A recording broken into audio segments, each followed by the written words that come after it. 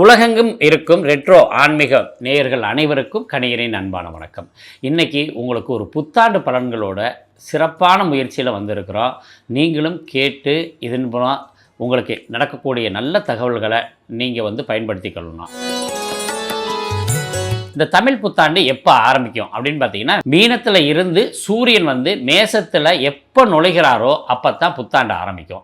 அப்போ சித்திரை மாதம் நமக்கு ஆரம்பமாகுது. சித்திரை 1லேருந்து தமிழ் புத்தாண்டு பொதுவாக எல்லாருக்கும் தெரிஞ்ச விஷயம். இப்போ இந்த புத்தாண்டு ஒவ்வொரு ராசிக்கும் எப்படி இருக்கும் அப்படின்றது ரொம்ப முக்கியமானது. இப்போ நம்ம உலகெங்கும் இருக்கிற விஷயங்கள் எல்லாம் பிற்பகுதியில் பார்க்கலாம். இப்போ ஒவ்வொரு ராசிக்கும் உங்களுக்கு எப்படி இருக்குது அப்படின்னு நம்ம ஒவ்வொருத்தருக்கும் பார்க்க ஆரம்பிப்போம். மிதுன ராசி ரொம்ப விசேஷமான ராசிகளில் ஒன்று. எப்போதுமே ஆடம்பரமாகவும் மகிழ்ச்சிகரமாகவும் இருக்கிறாங்க. இவங்களுக்கு வருடத்தினுடைய ஆரம்பத்தில் குரு விரயஸ்தானத்திலேருந்து நிறைய சுப விரயங்களை கொடுத்துக்கிட்டு இருக்காரு. அடுத்து ஜென்மத்துக்கு வரப்போகிறார். ஜென்மத்துக்கு வந்தோடனே இடப்பெயர்ச்சி உண்டு.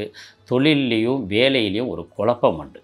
வருடத்தினுடைய ஆரம்பத்திலே இப்படி சொல்கிறீங்களே ஐயா அப்படின்னு சொன்னாக்க கவலைப்படாதீங்க. ஏன்னு கேட்டிங்கன்னா, உங்களுக்கு இவங்க குருவை வைத்து தனம் சார்ந்த விஷயத்தை சொல்லணும், சனியை வச்சு தொழில் சார்ந்த விஷயத்தை சொல்லணும், ராகுவை வச்சு போகம் சார்ந்த விஷயத்தை சொல்லணும், கேதுவை வச்சு ஞானத்தால் கிடைக்கக்கூடிய இன்பங்களை சொல்லணும். அப்போ தனம் சார்ந்த விஷயத்தில் தான் வேலைக்கு போகும்போது பண வரவு கம்மியாகும், அல்லது ப்ரொமோட் ஆவீங்க, அல்லது இப்போ நீங்கள் 1 லட்ச ரூபா வாங்கிட்டு இருக்கீங்கன்னா ஒரு 80,000 ரூபாய்க்கு போக வேண்டிய சூழ்நிலைகள் உண்டு. அதனால தான் கொஞ்சம் வருத்தமாக இருக்குது. அதுக்கு அடுத்தது உங்களுக்கு தொழில் சார்ந்த விஷயத்தில் எப்படி இருக்குன்னு பார்த்தீங்கன்னா, ராசிக்கு 10ஆம் இடத்துல சனி இருக்கார். 9ஆம் இடம் என்பது தர்மம், 10ஆம் இடம் என்பது கர்மம். அப்போ கர்மாதிபதி யோகம் யாருக்கு கிடைக்குதுன்னா மிதுன ராசிக்கு தான் கிடைக்குது. ரொம்ப பெரிய விசேஷம். அப்போ சனி தொழில் உங்களுக்கு பிஸ்னஸில் ரொம்ப பெரிய அமோகமான ஒரு வாழ்க்கையை கொடுக்குறார். வெளிநாடுகளில் பிஸ்னஸ் பண்ணுறவங்க, வெளியூர்களில் பிஸ்னஸ் பண்ணுறவங்க எல்லாருக்குமே நல்லா இருக்குது. அடுத்தது 3ஆம் இடம் என்பது தான் பயணத்தை குறிக்கக்கூடிய ராசி. அப்போ 3ஆம் இடத்துல கேது இருக்கும்போது நீங்கள் ஒரு சின்ன விஷயம் இதை நீங்கள் நோட் பண்ணிக்கிங்க. ஏன்னு கேட்டிங்கன்னா, இது குழந்தைகளுக்கும் இப்படி இருந்துச்சுன்னா கொஞ்சம் கவனமாக இருக்கணும்.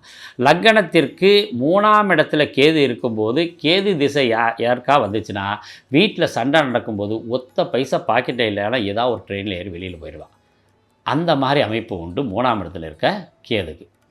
அதே ராசிக்கு அப்படி இருந்துச்சுன்னா லக்ன பிரகாரம் அது நல்ல நிலைமையா அல்லது அசுபஸ்தானமான்னு பார்த்துக்கிறணும். நல்ல நிலைமையில் இருந்துச்சுன்னா வெளிநாடு போகக்கூடிய வாய்ப்புகள் உண்டு, வெளியூரில் வேலை வாய்ப்பு கிடைக்கக்கூடிய வாய்ப்பு உண்டு. ராசிக்கு 3ஆம் இடத்துல கேது வரும்போது நீங்கள் பாஸ்போர்ட் எடுங்க, எந்தெந்த நாடுகளுக்கு போகணும் முயற்சி பண்ணுறீங்களோ அத்தனையும் கிடைக்கும். படிப்பு சார்ந்த விஷயத்துக்காக நீங்கள் வெளிநாடு போகணும் அப்படின்னு முயற்சி பண்ணுறவங்க இந்த மிதுன ராசிக்காரங்களை இப்பயே எடுத்து வச்சுக்கோங்க. உங்களுக்கு உடனே கிடைக்கக்கூடிய வாய்ப்புகள் உண்டு. சரி, எந்த இடம் பாதிக்குது அப்படின்னா தந்தை வழி ஆதாயங்கள் எல்லாமே பாதிக்குது. 9ஆம் இடத்துல ராகு பயிற்சி ஆகிறார் இந்த வருடத்தில். அப்போ 9ஆம் இடத்துல இருக்குது தந்தை வழியான ஆதாயங்கள். வெளிநாட்டில் போய் தங்குவது இதெல்லாம் பிரச்சனை இருக்கும். போயிட்டு வர்றது பிரச்சனை இல்லை. படிப்பு சார்ந்த விஷயங்கள் வேறு, தங்கி தொழில் சார்ந்த விஷயங்களுக்கு போகிறது வேறு. அப்போ 2லைக்கும் 2 வித்தியாசம் உண்டு. அப்போ 9ஆம் இடம் இதில் ராகு இருக்கும்போது அங்கே போய் கஷ்டப்படுற மாதிரி ஒரு சூழ்நிலைகளையும் கொடுத்துருவார். இது முன்னெச்சரிக்கை தேவை. தந்தை வழியான சொத்துக்களில் ஏதாவது வில்லங்கம் பிரச்சனைகள் இருந்துச்சுன்னா இந்த வருடம் எதுவுமே பண்ணாதீங்க, அமைதியாக இருங்க. உங்களுடைய டாக்குமெண்ட்டு உங்களுக்கு அதுவே தேடி வரும். ஏன்னா 3ஆம் இடம் என்பது டாக்குமெண்ட். அப்போ டாக்குமெண்ட் தேடி வரக்கூடிய வாய்ப்பு உண்டு. ஒரு மனிதனுடைய வாழ்க்கையில் நம்ம பேரில் வீடு, வண்டி, வாகனங்கள், சொத்துக்கள் வாங்க முடியுமா அப்படின்னு பார்க்குறது எந்த இடம் அப்படின்னு பார்த்தீங்கன்னா 4ஆம் இடம் தான். 4ஆம் இடத்தை தான் நமக்கு நம்ம பேரில் வாங்கக்கூடிய சொத்து அப்படின்னா அதுதான் சுகஸ்தானம் அப்படின்னு சொன்னாங்க. அப்போ சுகஸ்தானம் எப்படி இருக்குதுன்னா வருட ஆரம்பத்தில் இருந்தே உங்கள் ராசிநாதனே பலம் கொண்ட அமைப்பில் வந்துக்கிட்டே இருக்கார். அப்போ என்னாகும், மிதுன ராசிக்கு நிறைய நிலங்களோ வீடோ வாங்கக்கூடிய வாய்ப்புகள் வருடத்திலேயே சித்திரை மாதத்துலேயே ஆரம்பிக்குது. 3ஆம் இடத்ததிபதி 11ஆம் இடத்துல இருக்கும்போது நீங்கள் எதிர்பார்த்திருந்த டாக்குமெண்ட்டும் உங்களுக்கு கிடைக்கும். அப்போ பெரிய நன்மைகள் இருக்குது. அப்போ பொதுவாக எப்படி பார்க்கணும் அப்படின்னா, குருனால் பெரிய நன்மைகள் இல்லை, ராகுனால் பெரிய நன்மைகள் இல்லை. சனி 10ஆம் இடத்துல இருந்து 11ஆம் இடத்துக்கு வரந்தட்டிக்கு கிட்டத்தட்ட 5 வருடத்துக்கு அசைக்க முடியாத ராசியாக அந்த மிதுன ராசி வந்துடுது. அப்போ கேது 18 மாதங்களுக்கு பெரிய வெற்றிக்குரிய ஸ்தானத்தில் இருக்கார். எல்லா கிரகங்களும் நமக்கு பலம் பெறாது. குறைஞ்சபட்சம் 2 கிரகமாவது பலம் பெற்றிருந்தாவே போதும், அந்த வருடத்தையே நம்ம ரொம்ப சிறப்பாக ஓட்டிடலாம். ஆக மொத்தத்தில் கேதுவும் சனியும் உங்களுக்கு ரொம்ப நல்ல இடத்துல இருக்கும்போது உங்கள் வெற்றி ஆரம்பமாகுது. தொழில் சாணம் சிறு வியாபாரிகளுக்கு பெரிய வெற்றியும், பெரிய வியாபாரிகள் வெளிநாடு சம்மந்தப்பட்ட வியாபாரிகளுக்கு கொஞ்சம் கவனமும் தேவை. மொத்த வியாபாரிகள்னு சொல்கிறது இதில் உள்ளூருக்குள்ளே பண்ணக்கூடிய மொத்த வியாபாரிகளுக்கு ரொம்ப பிரமாதமாக இருக்குது. மிதுன ராசியில் இருக்க அரசியல் சார்ந்தவங்க, கலைத்துறையை சார்ந்தவங்க, இவங்களுக்கெல்லாம் பெரிய வெற்றிகள் இருக்குது. ரொம்ப பெரிய விசேஷமான தன்மையோடு உங்களுக்கு பெரிய வாய்ப்பு இருக்குது. ஸ்போர்ட்ஸ் சம்மந்தமானவங்களுக்கு மிகப்பெரிய வெற்றிகள் காத்துக்கிட்டு இருக்குது. ஸ்போர்ட்ஸில் இருக்கும்போது உங்களுக்கு நல்ல நன்மைகள்லாம் இருக்குது. குழந்தைகளோட படிப்பு எப்படி இருக்குதுன்னு பார்த்தீங்கன்னா, இந்த எழுத்து தேர்வில் இருக்கவங்க அனைவருக்குமே 100% வெற்றி இருக்குது. இதில் சித்திரை மாதமும் ஆவணி மாதமும் பெரிய வெற்றிகள் காத்துக்கிட்டு இருக்குது. அதை விட்டுட்டிங்கன்னா புரட்டாசி மாதத்தில் உங்களுக்கு வெற்றிகள் இருக்குது. இந்த 3 மாதத்தில் இன்டர்வியூ போகிறவங்கலாம் நீங்கள் அப்ளிகேஷன் கொடுக்க ஆரம்பிக்கலாம். இந்த 3 மாதத்தில் உங்களுக்கு போட்டித் தேர்வு வச்சுருந்தாங்கன்னா கட்டாயம் நீங்கள் வெற்றி பெறுவீங்க. இதில் மிதுன ராசிக்கு என்னென்ன நட்சத்திரங்கள் இருக்குது அப்படின்னு பார்க்கும்போது, மிதுன ராசியை எப்படி பார்க்கணும் அப்படின்னு பார்த்தீங்கன்னா, ஆணும் பெண்ணும் இணைந்து சந்தோஷமாக ஆடல் பாடலோடு இருக்கக்கூடிய ராசி தான் இந்த மிதுன ராசி. இதில் மிருகசீரிஷம் 3ஆம் பாதம் 4ஆம் பாதம் இருக்குது. திருவாதிரை 1, 2, 3, 4 பாதங்கள் இருக்குது. புனர்பூசம் 1, 2, 3 பாதங்களை கொண்டது. இதில் மிதுன ராசி எப்போதுமே ஒரு சந்தோஷமான ராசின்னு சொல்லும்போது இவங்களுக்கு காதல் திருமணம் அதிகமாக கைகூடாது. ஏன்னு கேட்டிங்கன்னா, அவங்க சந்தோஷத்தை எதிர்பார்ப்பாங்களோ ஒழிஞ்சு தாய் தந்தையரோடைய வேதனைகளை கொடுத்து காதல் திருமணம் செய்ய மாட்டாங்க. இதில் திருவாதிரை 1ஆம் பாதம் 4ஆம் பாதம் எப்போதுமே ஒரு நல்ல சிறந்தவர்களாக வளர்கிறாங்க.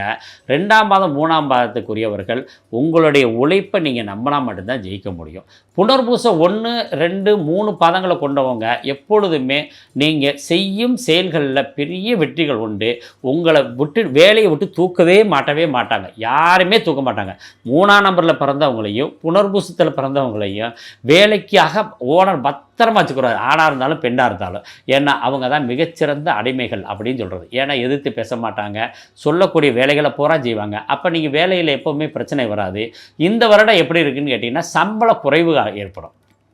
அதாவது உங்களுக்கு வர ப்ரொமோஷனை வேற ஒருத்தரும் கொடுத்துருவாங்க. அதனால் ப்ரொமோஷனை இந்த மிதுன ராசிக்காரங்க யாருமே எதிர்பார்க்காதீங்க. பொதுவாக மிருகசீரிஷம் 3, 4 பாதத்துக்காரங்க எப்படி இருப்பாங்கன்னு பார்த்தீங்கன்னா, அவங்க ஜாலிக்காகவும் சந்தோஷத்துக்காகவும் வேலைக்கு போகிறவங்களாக இருப்பாங்க. ஏன்னா அவங்கள்ட்ட எல்லாமே இருக்கும், வேலை செஞ்சே ஆகணும் கண்டிஷன் இருக்காது.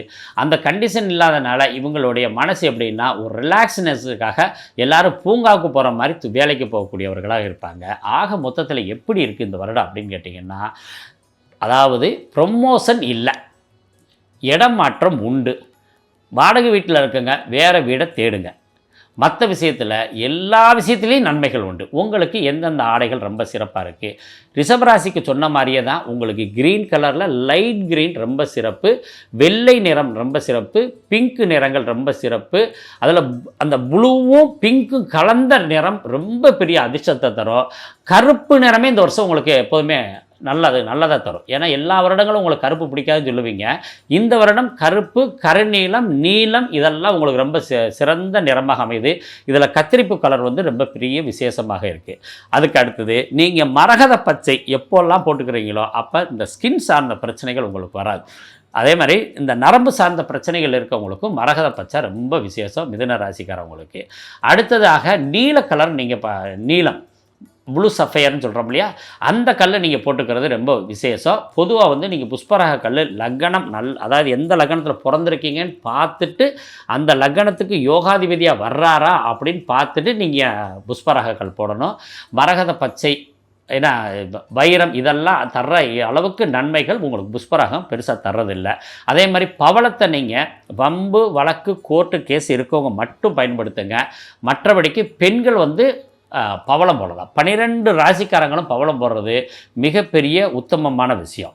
சரி, இவங்க விளையாட்டுத்துறைக்கு ரொம்ப முக்கியம் கொடுத்தோம், சினிமா சம்மந்தப்பட்டவங்களுக்கும் முக்கியம் கொடுத்தோம், அரசியலில் இருக்கவங்களுக்கும் முக்கியத்துவம் கொடுத்தோம். அப்போ பொதுமக்களுக்கு எப்படி இருக்குது அப்படின்னா, பணத்தை தவிர அனைத்து யோகங்களையும் அடையக்கூடியவர்களாக இந்த மிதுன ராசிக்காரங்க இருக்காங்க. வாழ்த்துக்கள். ரொம்ப சிறப்பாக வரக்கூடிய ஆண்டாக இந்த வருடம் உங்களுக்கு இருக்குது. சித்திரை மாதம் பிறந்ததுலேருந்து நீங்கள் முத்திரை பதிப்பதில் உயர்ந்தவராக இருப்பீர்கள். வாழ்த்துக்கள்.